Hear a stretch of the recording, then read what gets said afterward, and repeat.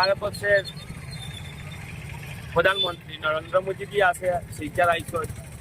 আর আজকে আইয়া যে পরিস্থিতি আমি এখানে দেখছি, যেটা এটা অনুভব করে দেখছি, বিরোধী আর প্রাক্তন ভারতবর্ষ, যেটা আমার মনে হয় আর কি, হিন্দু মুসলিম জৈন খ্রিস্টান পার্সিয়ান সব সম্প্রদায়ের মানুষ এখানে আজকে মেঘ বৃষ্টি ঝড় সব অপেক্ষা করে আজকের সবাই যেভাবে মানুষ সর্বস্তরের মানুষ যেভাবে উপস্থিতি হয়েছে, সেই উপস্থিতি দিয়ে আমি মনে করছি যে আসামে যে আগামী যে 26-এর যে নির্বাচন আছে, সেই নির্বাচনে যে আসামের ডাইনামিক মুখ্যমন্ত্রী, উনি তো আবার মুখ্যমন্ত্রী হবেন, কিন্তু আজকের যে উপস্থিতি সেই সবাই যে এটা পরিচয় দিয়েছে বরাক উপত্যকায় আমার হয়তো যে বিরোধী কংগ্রেসের শূন্য হতে পারে, এটা আমার ঠিক ধারণা।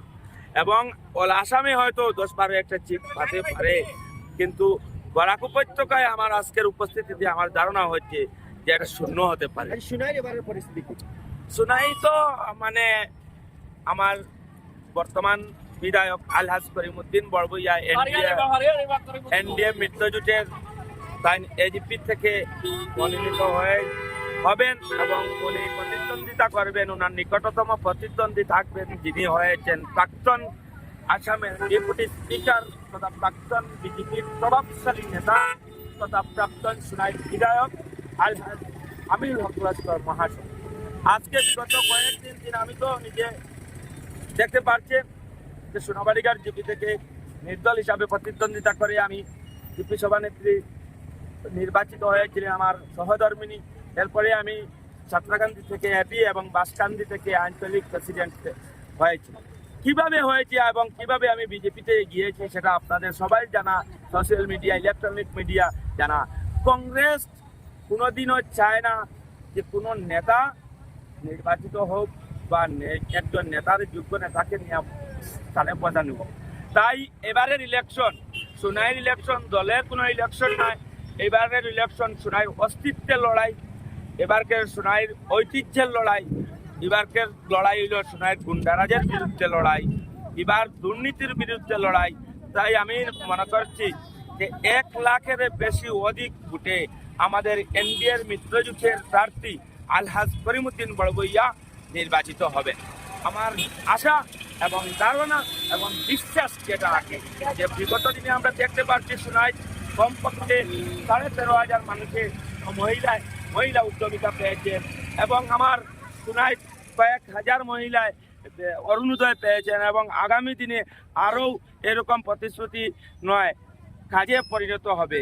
কংগ্রেসের যে আমলে আমরা দেখতে পাচ্ছি যে মহিলারাও বুঝতে পারছে শুধু কংগ্রেস প্রতিশ্রুতি থাকে, কিন্তু এনডিএ মিত্রজোট বা এনডিও বা হিমন্ত সরকার কথায় আর কাজে মিল থাকে। সেটাই আমি ধন্যবাদ জানাই আসামের মুখ্যমন্ত্রীর আগমন এবং আজকের ভারতের প্রধানমন্ত্রীর আগমন, তাছাড়া আমার আসামের ডাইনামিক মুখ্যমন্ত্রী বলে আমি এবং আজকের সবাই যারা উপস্থিত হয়েছেন সবাইকে আমি ধন্যবাদ জানিয়ে এখানে বক্তব্য শেষ করছি। ইলেকশন হয়েছিল পঞ্চায়েত নির্বাচনে, সেই পঞ্চায়েত নির্বাচনে আপনি সোনাই বিধায়কের বিরোধিতা করেছিলেন এবং উনিও আপনার বিরোধিতা করেছিলেন। বর্তমানে আপনি এই সময়ে যে সোনাই নির্বাচনের প্রাক মুহূর্তে আপনি ওনার সমর্থন করছে, সেখানে কি রহস্য রয়েছে? না, অবভিয়াসলি আমি সোনাইয়ের বিধায়ককে যখন 2021 ইংরেজিতে নির্বাচন হয়েছিল সেই সময় আমি অঙ্গাঅঙ্গিভাবে আমার বিধায়কের সঙ্গে জড়িত ছিলাম এবং আপনারা দেখতে পাচ্ছেন যে আমাদের দনেহরিতে যে সমস্যা হয়েছিল সেই সমস্যা হয়েছিল যে গুলাগুলি হয়েছিল, সেটাই আমার ঘরের সম্মুখে 463 নম্বর মধ্য দনেহরি এলপি স্কুলে। সেই সময় আমি আমার বিধায়কের সঙ্গে ছিলাম এবং আমি সাপোর্ট করেছিলাম, সেই সময় আমি কাজ করেছি। কিন্তু একটা ব্যতিক্রমী হয়েছিল যে আমাদের মধ্যে বিভাজন সৃষ্টি করার জন্য আমাদের বিধায়ককে ভুল বুঝিয়ে আমার কাকাত্ব একটা ভাইকে আমার এই টিকিটটা দিয়েছিলেন। তাই আমার মনের খুবই আমি ইলেকশনের সময় আমি ওনার বিরোধিতা করেছি। এটা তো আমার ইলেকশনের সময় করতে হবে, যেহেতু আমার পাবলিক প্লেস আমি করতে হবে। কিন্তু আমি ধন্যবাদ দিই বিধায়ক করিমউদ্দিনকে, ওনার সঙ্গে এত তুমুল লড়াই করে ওনার ক্যান্ডিডেট 3 নম্বর হয়েছে। গ্রামের যে ইলেকশন, পঞ্চায়েত রাজ যে ইলেকশন, সেটা কোনো দলের লগে সম্পর্ক থাকে না, শুধু এটা গ্রামীণ মানুষের কাজের উপর নির্ভর করে, কাজের মানুষকে তাকে বের করে। তাই আমার সোনাবাড়িঘাট জিপির মানুষকে আমি ধন্যবাদ দেই, ওনারা সবার উঠতে গিয়ে আমাকে বিপুল ভোটে জয়যুক্ত করেছেন। কিন্তু ধন্যবাদ দিতে লাগে আমার সোনাই বিধায়ক করিমউদ্দিন বড়ভূঁইয়া মহাশয়কে।